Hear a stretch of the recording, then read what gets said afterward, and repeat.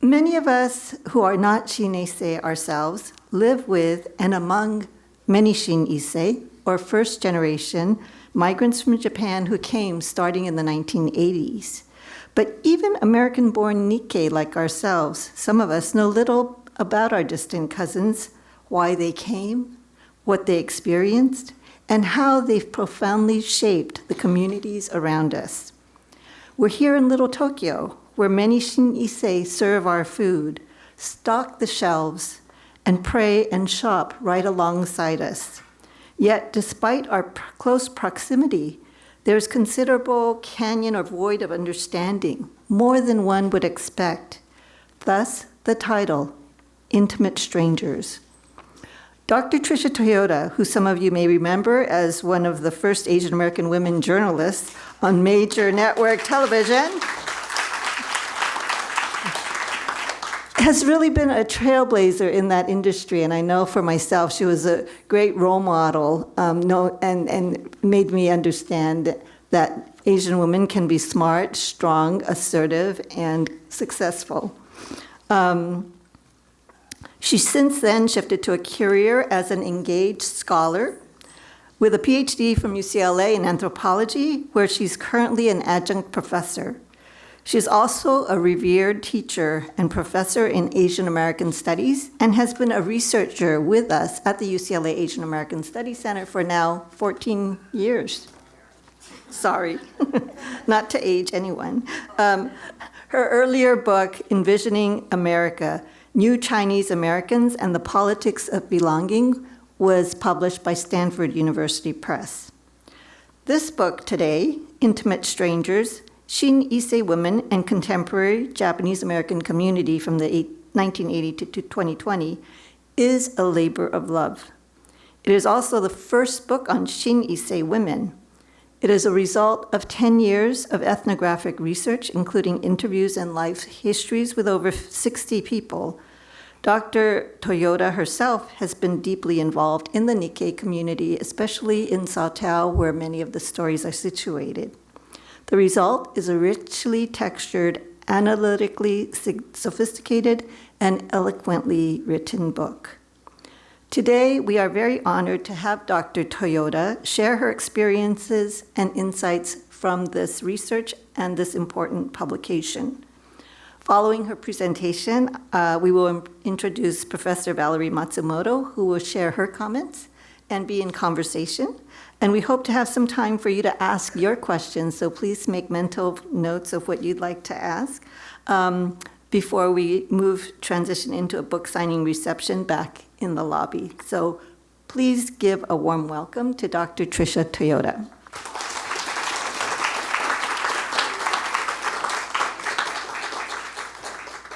Good afternoon, everyone. How are you today? It's wonderful to see so many people and so many friends here and relatives as well. So I forced them to come.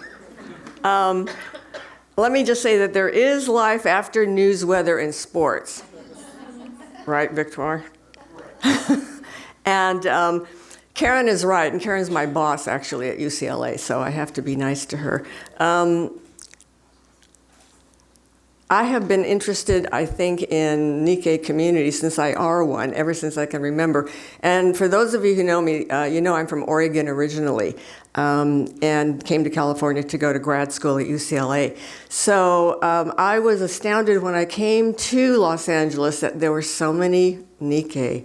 In Portland, we have a very small community, and I think at some point we're all sort of related. So I was just really taken by the fact that there was such an active community here. So I have been involved pretty much ever since I can remember, even when I was on the boob tube, just in sort of understanding who we were, who we are, what our history is, and that kind of thing. So when I started working at UCLA, I began to realize that there were a whole lot of other people who I thought were Japanese Americans, right? But in fact, we're not. And in the preface of my book, for those of you who have had time to read it, I really began to understand that there was sort of this undercurrent of new migration here. Migration that perhaps as Nikkei Americans, and I'm a Sansei Yonsei, really never thought about before. we just assumed that we all sort of came in what? End of the 1800s, yeah? But in fact, that's not true, which is why it's from 1980, a very recent period, even though, and I'll get into this later, that Shin Issei really encompasses anyone who came post-World War II, probably beginning in the 1950s. But in fact, the truncated period that I really started to research is very small, because there was a huge sort of increase in the 1980s, which I'll also explain. So we're going to do a bit of a PowerPoint today, and I'm hoping that you'll be able to see, although I think some of it might be a little blurry, but I'll point things out as they come along. So I want to share with you today some of the points that I found in writing this book. And it is a labor of love for any academics because, and for Naomi, you know this as well, it just takes years of research and thinking, and then you have your publisher say, "What are you talking about?" And you go back to the computer. So in researching this book, I found sort of, three major points that I want to discuss today. The first one is contemporary migration. Obviously, contemporary meaning 1980s, not post-World War II. And to really acknowledge that there is such a thing as contemporary migration. Before, again, we really hadn't thought about it much in the Nikkei community. So secondly, I want to define who are Shin Issei. And I think, and I'm going to really sort of get into it a little bit more, disaggregation of census statistics and that kind of thing, to talk about traditional Nikkei community identity. And that's the third point that I sort of researched in my book. What are the connections? Are there any? What are the challenges between Shin Issei and Nikkei in the United States? Because we are all here at this point in this community. So, and then afterwards, I'm hoping that some of you will have some questions that you might want to answer. So the first thing is that, despite these sort of enduring conceptions, or rather misconceptions is what I call them, closed borders, national, ethnic, insularity, racial insularity, Japan has always been shaped by migration, by out-migration, and more recently, in-migration. The movement of bodies, social processes across borders. There is nothing new about this in Japan, even though, as we all know, migration was illegal in Japan between the 1630s, probably until maybe late 1800s. But it didn't stop people. People are always coming and going, no matter what. And today, an unprecedented number of people who are of Japanese ancestry live abroad. More than 3 million to date. And I say Japanese ancestry, meaning either native-born in Japan or native-born elsewhere, okay? Elsewhere. And these are really what I say are the new meanings of who Nikkei are. So the new figure, about 3 million, what does that mean? Well, it used to mean what? Just native-born Japanese people of Japanese ancestry living in the United States. Not anymore. And more broadly, what are we looking at here? Japanese people who have relocated overseas on a permanent basis, as well as second, third, fourth generation, fifth generation descendants. Irrespective of current nationality or degree of Japanese ethnicity. And what does that include?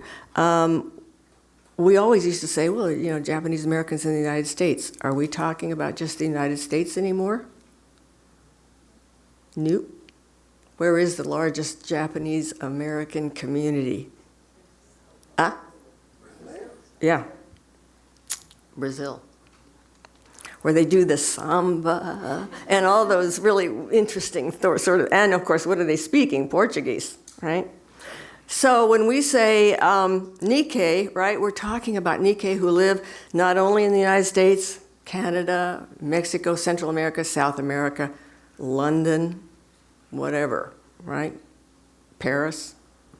So that's the sort of the new definition that I want to talk about today. Now, we're all familiar with the 19th century Issei immigrants as early labor on, first, of course, Hawaiian plantations, as well as a number of Nikkei who worked in the timber industry and on the railroads in the Pacific Northwest.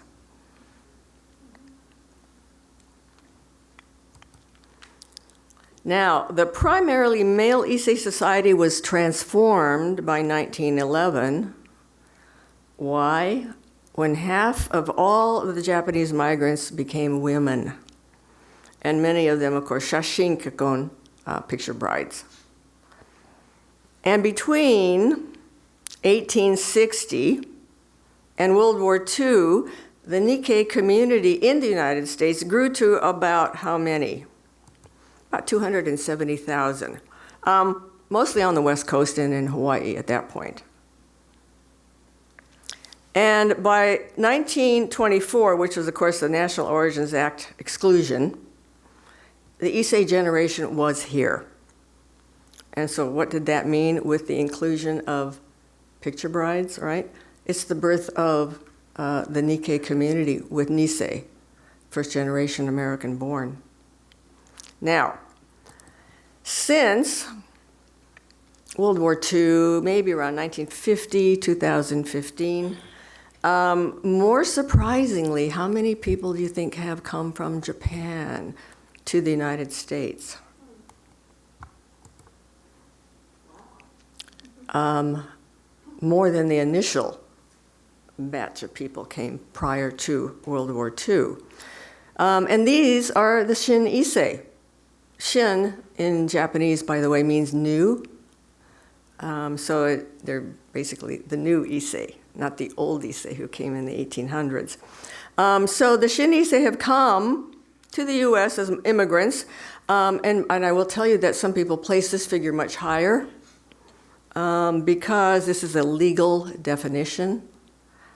So nobody knows how many Japanese are here undocumented, which is, I'll get into in a minute here. Now, of all the Shin Issei arriving post-war, about maybe 33% of them entered the US between World War II and 1980, about 30 years, right? As post-war immigrants, many of them, of course, brides of the occupation forces, about 33%. Now, my research, again, looks at a very small period in Nikkei history. Those who have come since 1980. Now, 350,000 or so. And the numbers show that maybe in the last 4.5 decades or so since the 80s, 67% of all of the Shin Issei have come. So that means what? My math being what it is. A third came before 1980. So there's been this sort of groundswell of people coming. Okay. Now, in the 19th century, of course, young and married men, mostly from rural Japan, mostly unskilled labor, farmers, etc. But in the 21st century, 66% of all of the Shin Issei are women, overwhelmingly so. And in this, let me just say that Japanese migrant women mirror the worldwide trends in migration.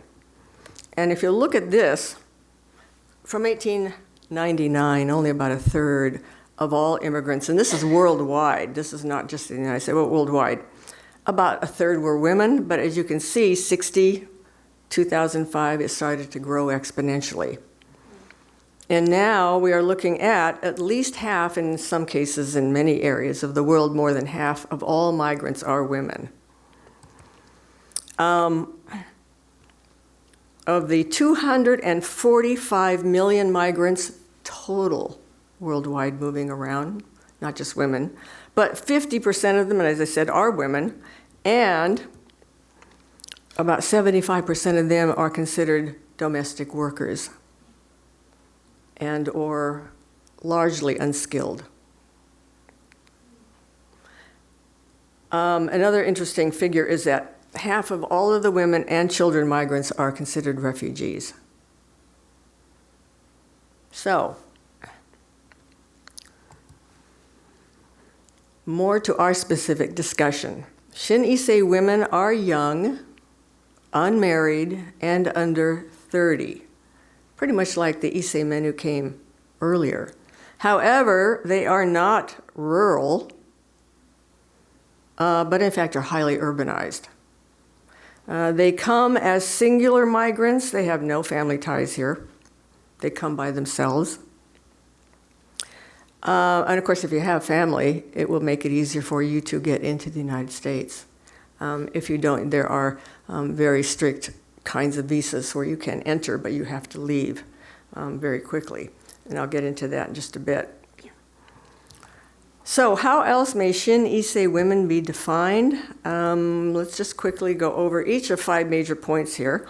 Number 1, they're not war brides, nor are they employees of multinational corporations, what we call kaisha.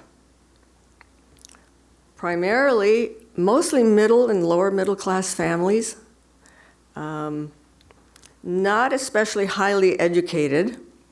Most of them have had obviously high school education. Some have gone to junior colleges, very few accredited universities in Japan.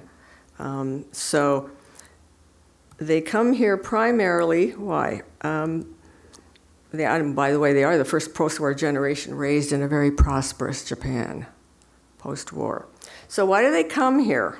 Much like other migrants, the lack of opportunity in Japan to make a livable wage, to have a significant kind of a career. So it's economic security. And they think that the United States will offer them more of that security, much like every other migrant who comes to this country. And when I talk to a lot of these women about their life in Japan prior to migration, which gave them the impetus to get up and leave, this is some of what they said. Kyoko said, well, men go to college, women get jobs on the floor, sales training, dealing with customers. Mariko said to me, well, I was the oldest employee, so my boss fired me. Other women were younger and they were making less money. Another said, I was working part-time and they hired me for 3 months for data entry, $15 an hour, but still part-time, that's it.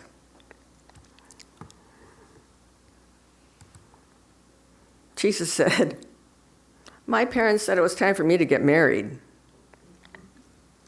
And another young woman who was working part-time in a konbini store, konbini, 7-Eleven, Lawson's, right? The only thing she ever heard from her boss was sell, sell, sell more. But I make this distinction, and I think it's an important one for everyone to understand, is that coming to the United States with these dreams of finding better employment, in fact, did not work out for many of them. Without skills, without the ability to speak English, they found very similar jobs in this country. And in the 1980s, many Shin Issei worked for the hundreds of Japanese companies, which had become, at that time, opening up subsidiaries, branches, doing business in the United States. We saw that, obviously, in Little Tokyo. Large and small sales service jobs, waitressing. One of the most popular jobs for the women that I found in my particular group was hostessing, which is sort of a euphemistic term. And they worked in bars, had private clientele, etc. So at that time, this is what one of them said, in Little Tokyo, there was a lot of money there. There was the bubble. It was a very wealthy time. At my restaurants, there were many Japanese customers, so I don't even have to speak English. I was lucky. Now, those who did venture outside of a global Japan, found it pretty tough going. I practiced my English, but it was hard. I didn't know there were so many kinds of breads. You know, whole wheat, white bread. I had to ask customers different things. How about your eggs, over hard, poached? I didn't know.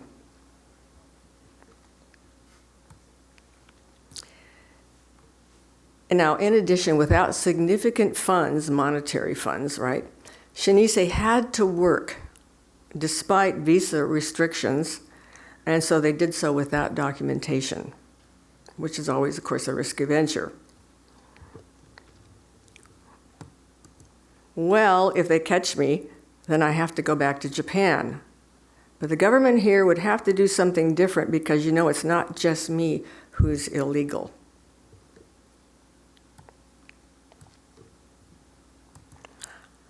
I don't think about it too much. Sometimes I worry about it, but you know, I have a California driver's license, Social Security card, I pay taxes, so. And one woman told me, well, not too many people know I'm illegal. My friends say to me, oh, you have a green card, but they don't know.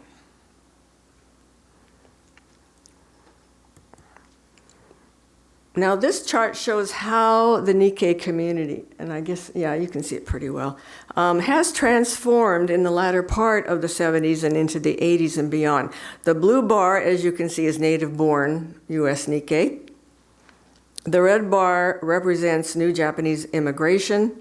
And in the 1980s, obviously, native Nikkei, the clear majority, right, us. But Shin Issei began to increase fairly rapidly, beginning in 2000, you have to remember that the U.S. Census Bureau inserted what we call a multiracial category. So these figures actually include the number of those who considered themselves both multiracial and native-born Nikkei. So also, I think it's important to remember that for Shin Issei, these are, again, likely undercounts because many migrants remain very suspicious of answering any kind of government questionnaire, so that they are, again, here, particularly the ones without documentation. So let's disaggregate a little bit further some of the population statistics, okay? Now, despite the notion that Japanese here are declining, because we've all heard this about our shrinking Nikkei community, but as the 10 years between 2000 and 2010 show, and this is really sort of the decline that we're always hearing about, right? Maybe minus 4%. Okay. However, and because of the inclusion, among other things, of multi-race on the US Census, let's look at 2000, 2010. And you see Japanese, including multiple races, actually increased by about 9%. And this is attributable to the beginning presence of who? Another Nisei generation. That is to say, Shin Nisei, whose mothers are Shin Issei. And they're now beginning to answer questionnaires about the US Census, or their parents are. Now, it's interesting that among all of the Shin Issei women I've studied, only one or two were married to Japanese nationals. So we're talking high rates of intermarriage, high rates of partners who are maybe not Japanese, or maybe they're Japanese American, but in fact not Japanese nationals. So again, this is revealing of the presence of Shin Nisei, who are what? Biracial, bicultural, and highly transnational. Nikkei who are at home both here in the United States and in Japan. Another indication of how Shin Issei are transforming our community is Japanese spoken at home. So in 1980, and this is United States figures, maybe, 336,000 people whose primary language at home was Japanese. By 1990, that figure had grown. continues to grow in 2000 again. It's about a 42% increase. And I'm sure, like the rest of us Sansei and Yonsei in the crowd today, I don't speak Japanese. I used to listen to my grandmother all the time, and I understood what she was saying all the time, mostly shut up. Or time for a bath, right? But the point being here is that we are not the Japanese speakers. It's all of the new migration. And I have people in my family who are, of course, bilingual. But this is primarily spoken at home Japanese. So, and I think what we're beginning to see, and if we look at, Sawtelle, because I did a lot of my research in Sawtelle, we all know where that is kind of emblematic of community changes brought about by this new migration. And all over Sawtelle, you can see instances of just even, newsstands, freebie magazine giveaways, etc. But I think on the other half of this is really a lot of Shin Issei women who are working in the shadows. And I mentioned earlier, domestics or in the service sector, low wage jobs, long hours, no job security whatsoever. And I think a revealing part of this study in particular are those many who are undocumented here, who thought that they would be able to find employers who might sponsor them for green cards. That, in fact, did not happen because of the restrictions even on employers who have to prove that they need these employees before you can be eligible for a green card. So how did they get here? Well, everybody arrives legally, right, on a boat or a plane, obviously. So you come into this country with a visitor's visa. Or a lot of other people come as what? Students. And you come in with a student visa. Both tourist visas and student visas do not allow you to work. If you're a student, you can work something on campus, but you cannot go anywhere else. But because they have such limited funds, literally they get off the plane, they have to find a job. They have no relatives to support them, no employers who say, yeah, you can come and work here. So they are pretty much adrift. And so they become immediately without documentation. Now, what about green cards? Well, some Shin Issei do apply for green cards, and that, of course, makes you a permanent resident, but you are not a citizen. And that means that you can travel, you can work here, but a lot of them do not. And this is the other thing, and we are starting to discuss this again because of Biden's executive order earlier this week about allowing mixed documentation families to apply for green cards, et cetera, and then finally citizenship. And I think that one of the things that is so different about Shin Issei are their views on citizenship in this country. Now, for Nikkei, we have always sort of defined ourselves as American citizens. That has been a key identifier for us, and largely because we know what the Issei generation went through in terms of them trying to become citizens. So what about Shin Issei? Well, they don't naturalize. I'd say of all the women I talked to, less than a handful have considered naturalization. This is not part of their identity. They identify themselves as what? They continue to be Japanese.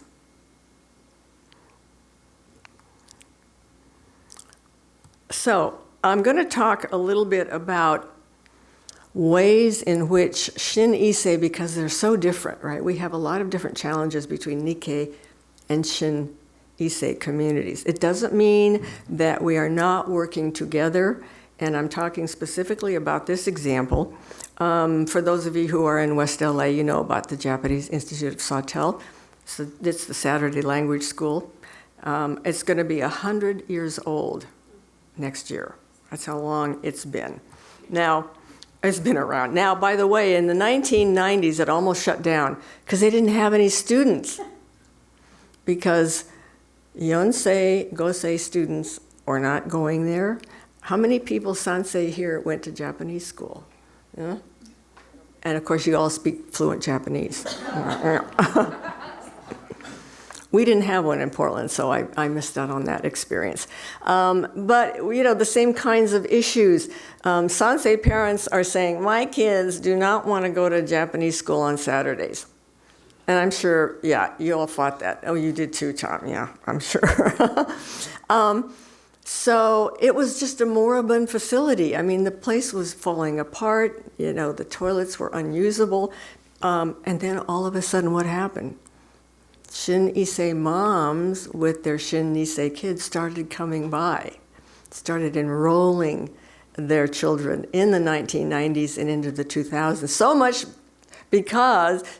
where there were so many people there that they have now had to build, and this is the new facility, because they ran out of space. And there were a couple of years there where they were running around Sawtell trying to rent space for anybody who would let them in, because there's so many students. Shin Nisei students, many of them bicultural, biracial, again. So the administration began to say, you know, we've got all these Shin Nisei. We really have to sort of start talking about Nikkei history because we are all Nikkei here.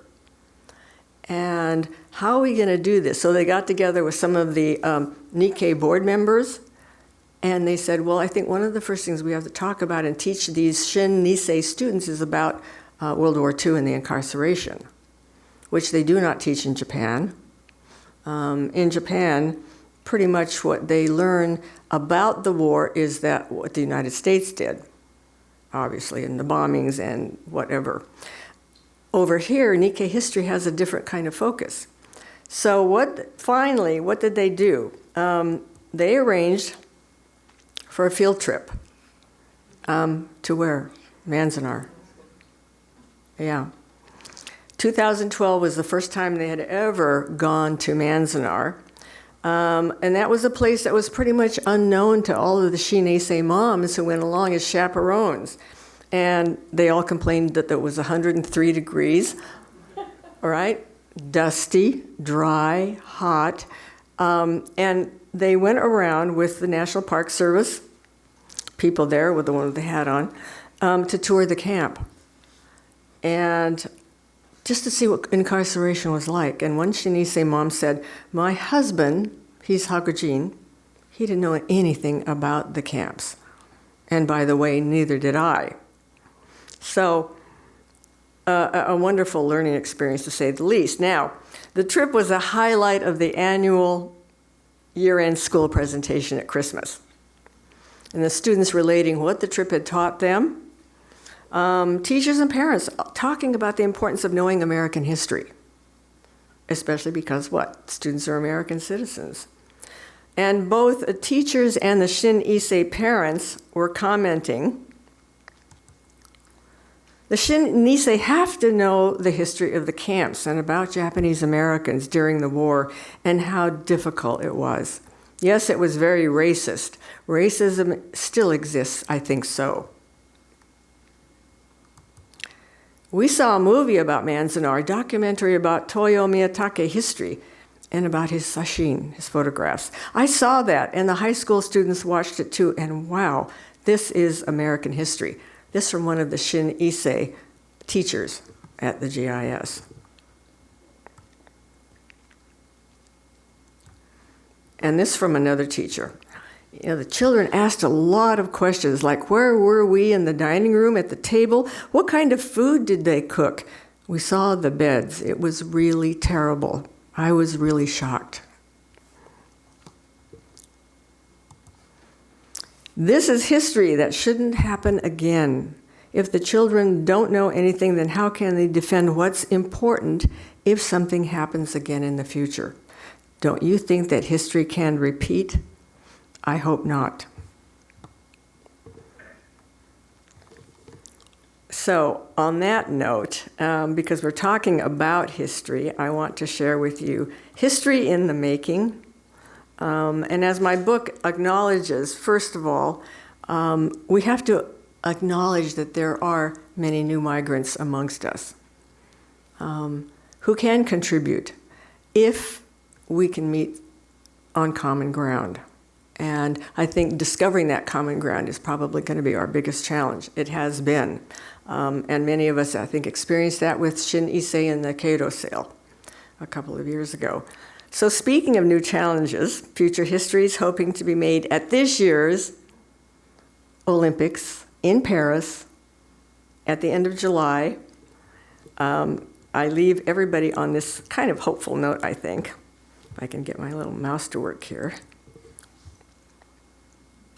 This good-looking guy here. His name is Johnny Hooper.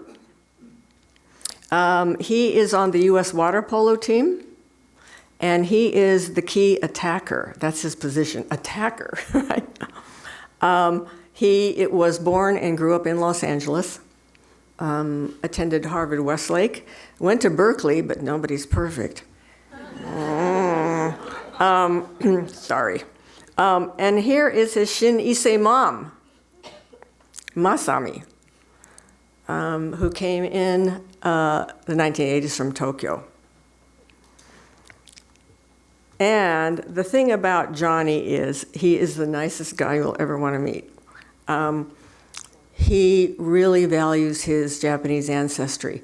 And if you'll recall that in 2021, because of the pandemic, the Tokyo Summer Olympics were really sort of a very abbreviated affair. Johnny's grandmother, who lives in Tokyo, this was her one desire, to see her grandson perform at the Olympics. But because of the pandemic, she was not able to come.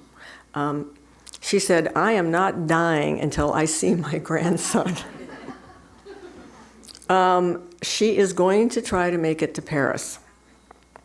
But if she cannot, because she is in a nursing home, although she's very, very active still, she'll watch him on TV. And Johnny said that the only thing I wanted was to have my grandma there in person. But, you know, he'll take live TV. And he's so proud of his Japanese heritage, of being half American from an American father and half Japanese, even though he was born in this country. He, a couple of years ago, and you'll look at his left side, right? It's a tattoo that he had. That's his mom's name. Can anybody read that? Kind of blurry. Yeah, you can't see that. But it is her name in Japanese. So, please, Paris Olympics, U.S. water polo, everybody watch. He'll be really pleased about that. Now, I want, before I conclude here, there's not a lot, as you know, research done on Shin Issei, which is, I was really glad that my book finally made it into publication after so many years. But there has been one significant study, I think, that was done in 2017 by a woman named Hiroko Higuchi. Does anybody know who Hiroko is? South Bay, yeah. She was working for the Little Tokyo Service Center for a while. And when they opened up their new office in South Bay, in Gardena. And she took it upon herself, and she had some funding, thank you, UCLA, to do a special study. And I want to bring this to your attention because if you can see this, it's available online. It's in a really, I think, the first detailed study about South Bay Japanese American community needs assessment, but it is primarily Shin Issei needs. And I would ask that you all look at that in your spare time because Hiroko and a team of people went out and they talked to Shin Issei, obviously primarily women, about what was most important to them in the community. And there's some really good ideas in there for how there are ways that we can come together and acknowledge the differences that we have in each of our communities, but to work for a common good. Okay, so that's it. And we're going to take a little bit of time now, I think, because Valerie, and let me just say something about Dr. Matsumoto. who is one of my dearest friends. She was one of the very first people who was friendly to me at UCLA. There were a lot of people who thought that I was sort of not serious being a student. Valerie opened up her heart and her arms, and she's become one of my closest friends there. And she is a professor of history in the history department, and was recently one of our professors of the year for the entire campus. Yeah, that's a big deal. And she has her share of graduate students, so if anybody's thinking of calling her, please don't. She's very busy. So Valerie has some comments about the book and just about the community in general. Let's introduce Valerie. Thank you. Oh, you want to go sit down? Yeah, go ahead. Whatever you want. Yeah, go ahead. Oh, am I supposed to? Okay, fine. I'll sit down. Actually, I would like to stand. Yeah, go ahead. Yeah, and just adjust Thank you. this. That's fine. Okay. I still have one more slide later, so don't. Yeah. I won't, Ignore oh, that. that's cute. I won't, Ignore that. that's fine. Thanks. Thank you. Well, it's a thrill to be celebrating the publication of this landmark work. And this is the very first book to examine the experiences of Shin Issei women and their relations with the Japanese American or Nikkei community. All right, thank you. All right, hope that's better. So congratulations to Tritia on this path-breaking study, and many thanks to the Japanese American National Museum and the UCLA Asian American Studies Center for recognizing this major milestone. Tricia's book has given me a new lens through which to view Nikkei networks and generational dynamics in Sawtelle, Little Tokyo, and the South Bay. And her research has also given me perspective on an early Shin Issei in my own family. And that is my late aunt, Masako Yoshimura Matsumoto, who arrived in California in the mid-1950s. Adventurous and outgoing, Masako-san was a predecessor of the women Tritia wrote about. Like them, she developed friendships with other Japanese immigrant women, as well as wider social circles through her work. Like the Shin Issei of the 1970s and 80s, she was resourceful and resilient, pursuing various jobs and gaining new skills. It was a bit difficult to determine a single narrative of her history, because she often furnished new stories or altered old ones, using her creativity and spirit to reinvent herself. She was born in Oita-ken, Japan in 1929 and sought independence at an early age, first apprenticing as a temple medium and then working in a very popular coffee shop. By her early 20s, she had become an entrepreneur, owning a bar and dance hall in Beppu, Japan. What she thought would be a short visit to the United States in the 1950s became a lifelong move. She arrived as a young single woman with limited English and decided to stay, which took a lot of courage. Like many of Tricia's interviewees, she married an American. But unlike their husbands, he was a Nisei, my father's oldest brother. So she helped in the fields when he was farming, and which I'm sure she never expected she would have to do when she left Japan. And she took English classes at Golden West Junior College. Eventually, Masako-san became a top sales associate for Pola Cosmetics, a Japanese company, before shifting to shiatsu massage work in the 1970s. By the 1990s, she had become president of the Shiatsu Association of America. And like more recent Shin Issei, she and her friends sent their children to weekly Japanese language school. Tritia's book makes clear the vital role of a Japanese language school, and specifically the Japanese Institute of Sawtelle that you saw here, and its role in bringing together the Shin Issei mothers of the late 20th and early 21st century with the Nikkei community.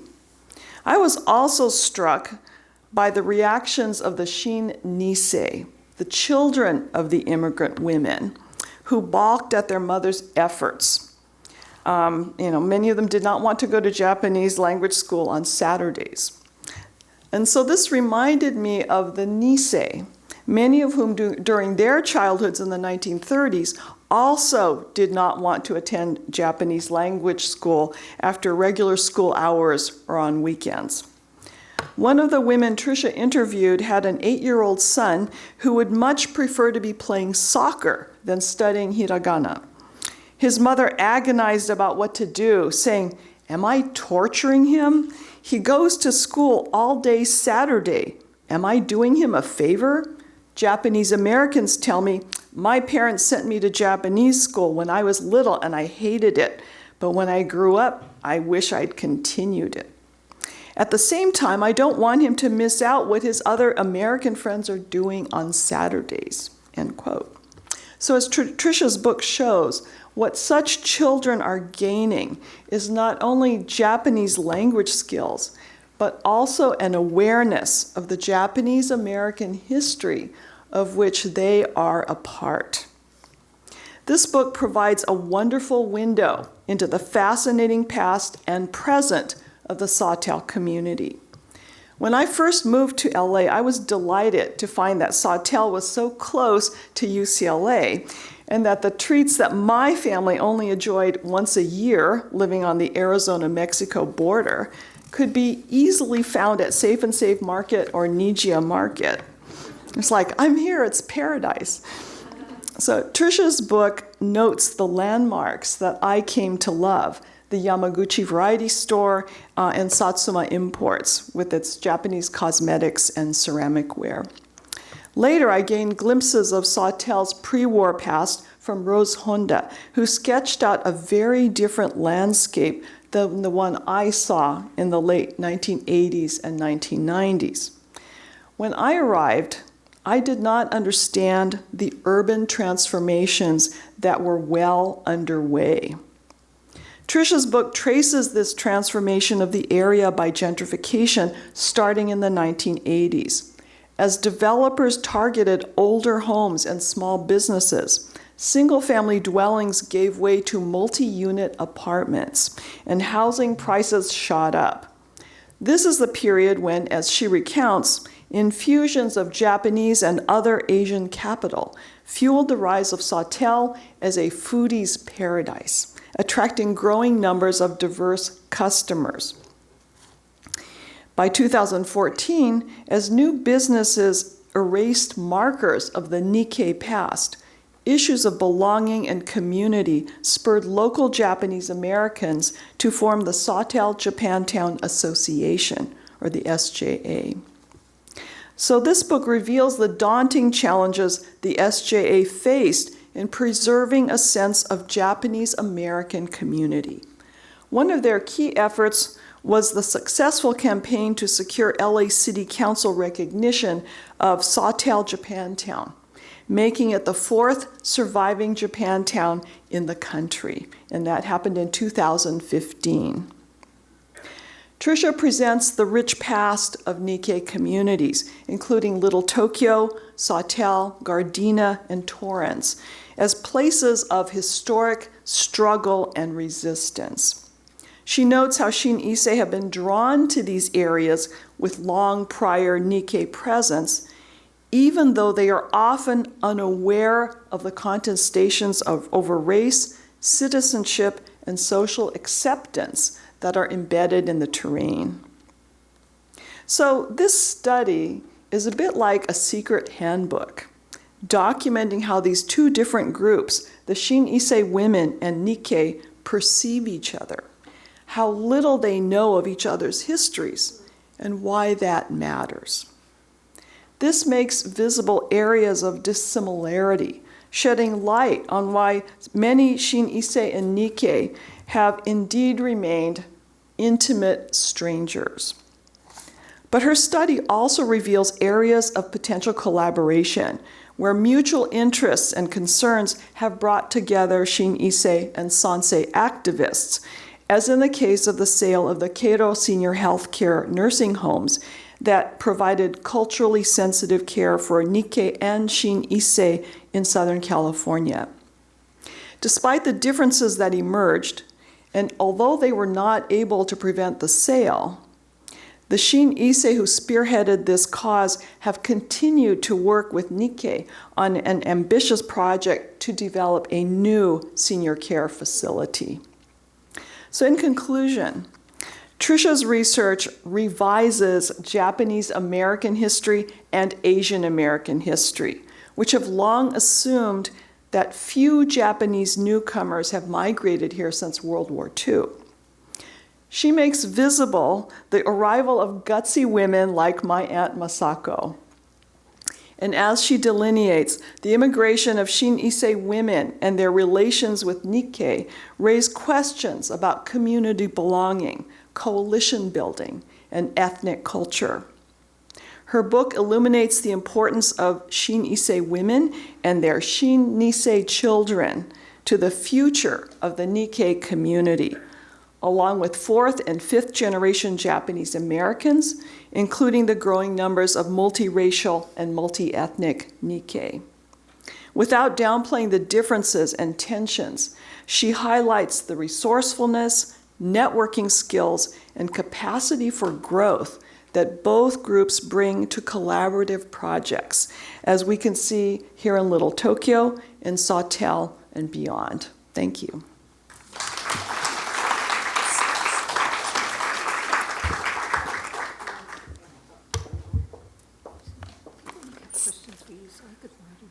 Okay, all right. But I have questions in case. Okay, thank you. Can we give both of them a hand?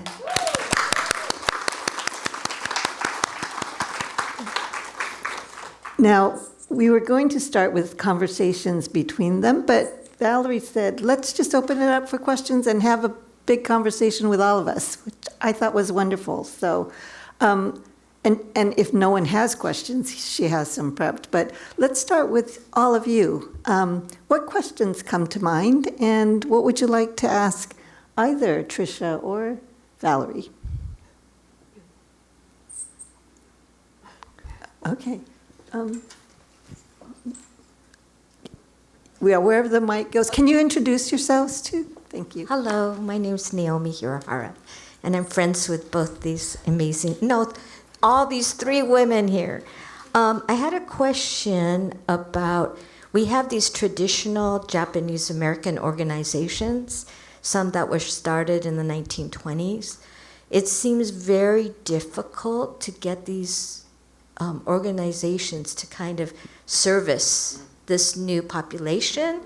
So do you think that that new organizations need to sprout out to serve this population? I mean, that's hard too, because you need capital, and it seems like, as you described it, Tricia, this is not wealthy people that are coming over here. So how can this be addressed? Good question. Hello? Can you guys, I don't think I need this. Oh, no, better to use it. I'll use my TV voice. Yeah, I mean, Naomi, that's a good question, because I think one of the interesting things about this is that while there is the desire to do this, to have collaboration, to have, sort of the get together, I'll tell you one of the simplest things, and I was in the South Bay and I even forgot what it was, but a community event where at the back of the room there were people who were doing translations from Japanese into English and from English into Japanese.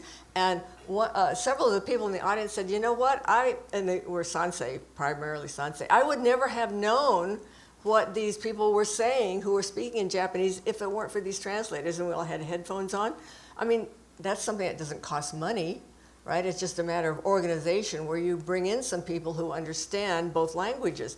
And what came out of that meeting was some really interesting recommendations that had not been discussed before, simply because of a language issue. And one of the key interesting points that there was a member who was representing the Japanese Consul General there, and all of the questions, and the rest of us who don't speak Japanese would never have known this, the questions from the Shin Issei community were all about immigration problems. We don't know what those are. We found out, but before that, we would never have known. None of which, of course, the Consul General person answered.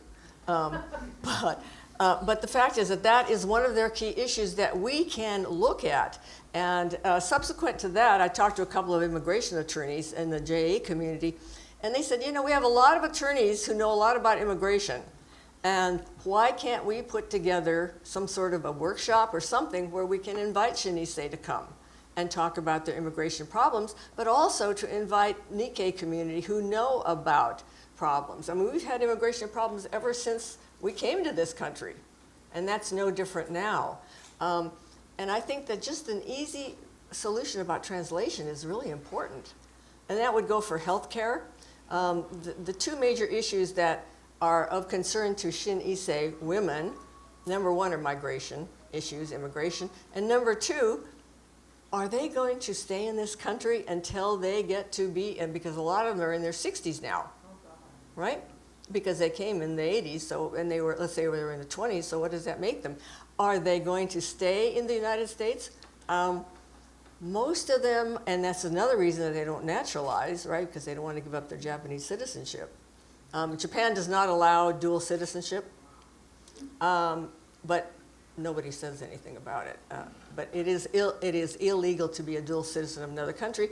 The United States doesn't care. So a lot of Shin Issei people, right, the burgundy Japanese passport and the blue Navy American passport, and they hold up both of these and they come into the country, gee, which line is shorter? But they're thinking now about where they're going to spend the rest of their lives if they're 60. They cannot afford medical insurance in this country. Not many people can. The Japanese system of senior health care is much different, much better.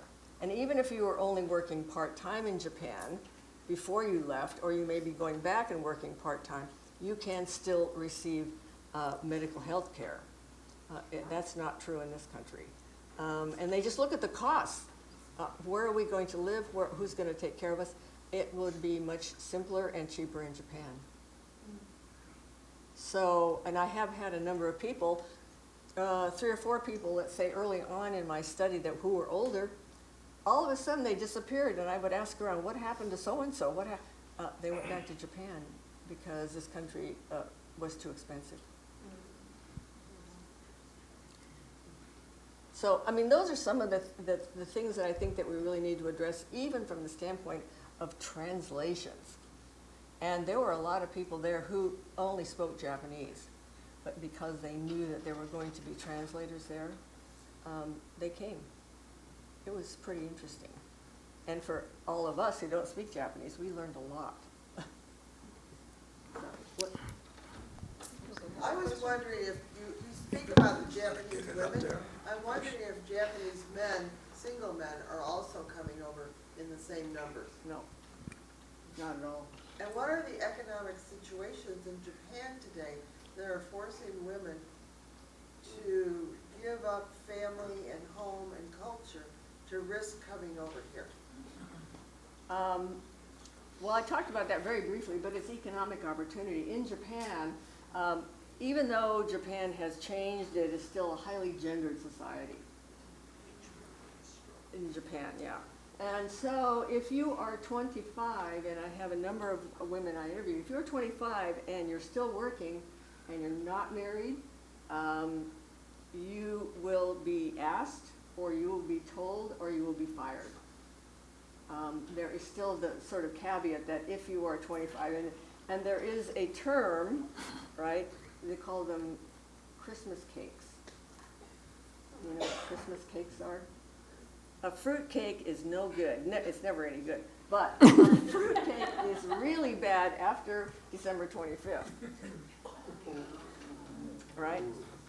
And so that's what a lot of women, I mean, they don't say that out loud, but they realize that in their late 20s, if they are not married, the career path is almost shut.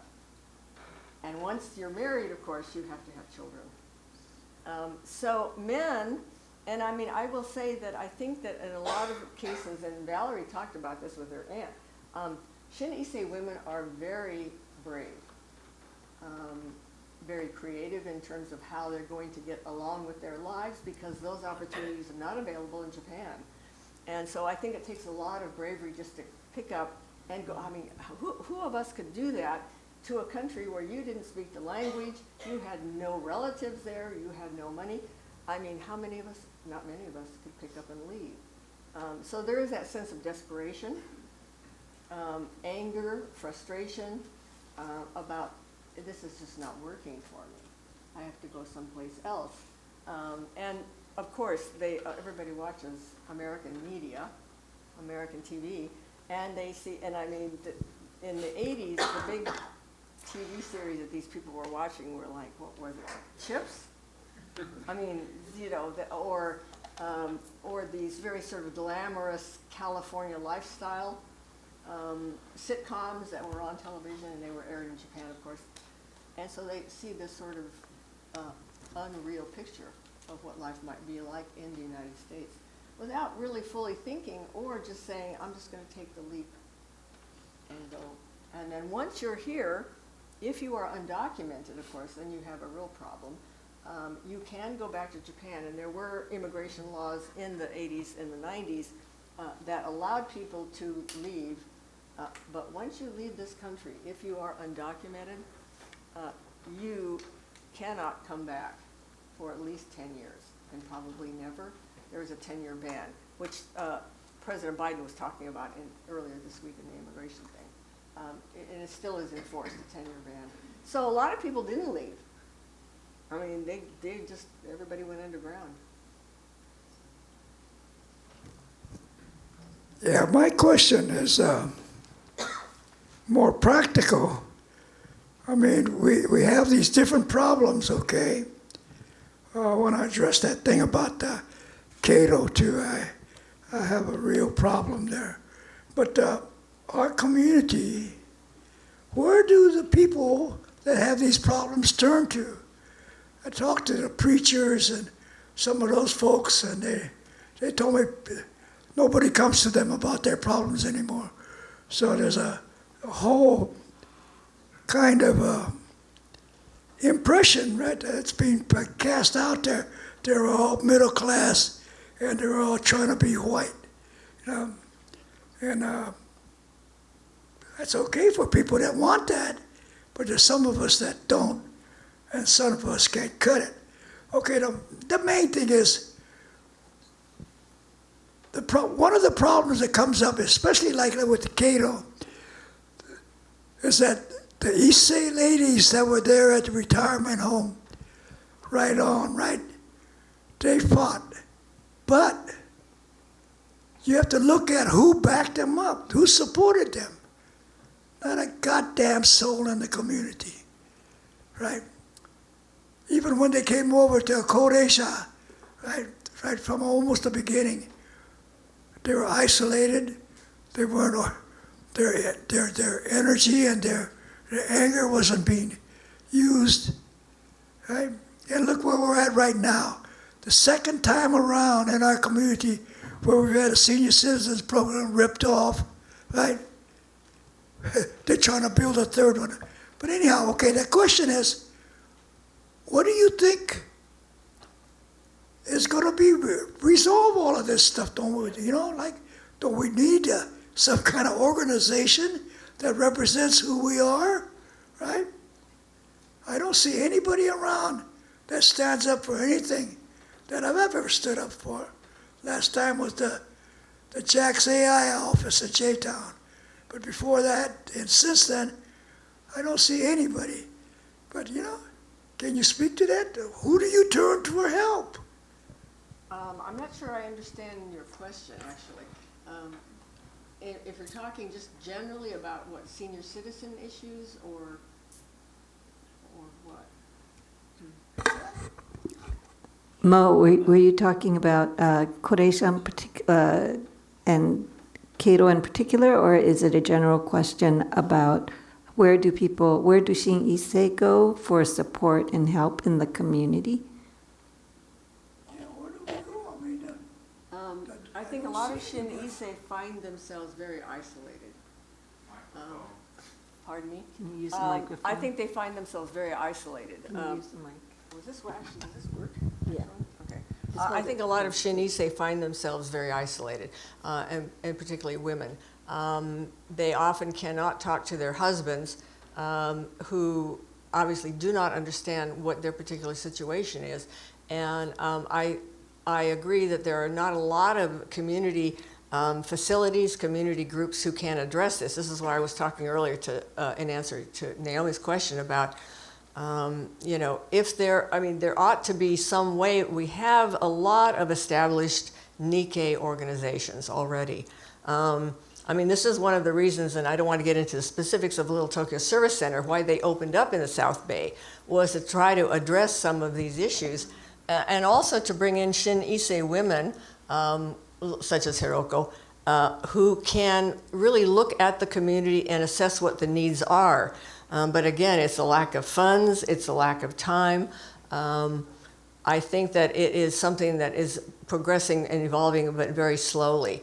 I feel for a lot of the Shin Issei women. What's really interesting in South Bay is the numbers of, and if you look at, they have Shin Issei phone directories, if you look at the number of therapists who have sort of opened up shop, which I think would make an interesting study itself, specifically addressing other Shin Issei women, because I think that the Shin Issei women do not understand Nikkei community generally, so they don't know our organizations are out there.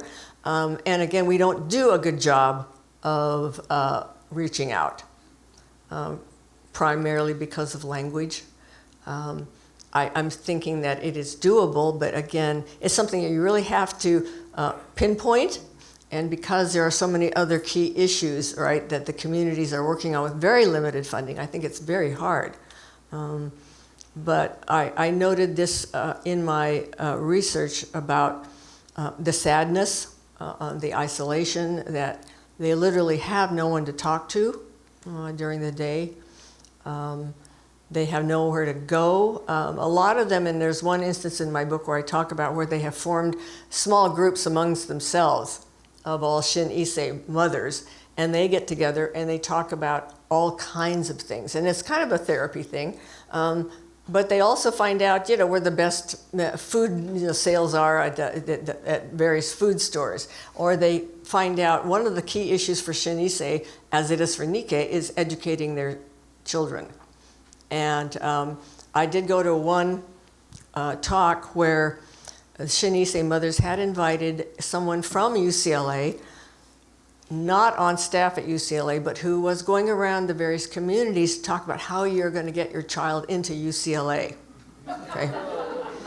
And these kids were young Shin Issei kids, probably just starting high school, but the mothers were already thinking about how are we going to get this accomplished. Because my Japanese is so bad. And this woman came and spoke to them in Japanese about the application process. So there are ways to do it, and there are Shin Issei women who are getting involved, but it's a very small percentage. So I agree with you. I think it's a big problem. I don't know whether that answered your question, but yeah. I think we're out of time for Q&A.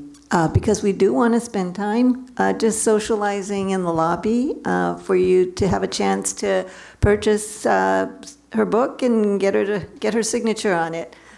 So let's give both Professor Toyota and Matsumoto a big hand. Yeah, and I really encourage everyone to continue this conversation. One more. Did anybody learn anything, by the way? I got one more slide here that I have to. Thank you. But I really want to thank you, and Karen and Valerie for coming here today, and also to Joy and to Elizabeth from JANM for helping taking care of our futures. And what is the future but history? Because if we don't learn from history, what's the point of it all? So go out and talk about, Shin Issei. Oh, you know what? You had a really good question. How many people here know Shin Issei well? Oh, okay. Individuals, yeah, friends. Well, a small number of you. So go out and, introduce yourself. And, you can apologize for your bad Japanese or whatever. But it's a way of making those connections. Because if we don't, we will continue to be separate. Even though, in America, who are we? We're Nikkei. Thank you. Bye.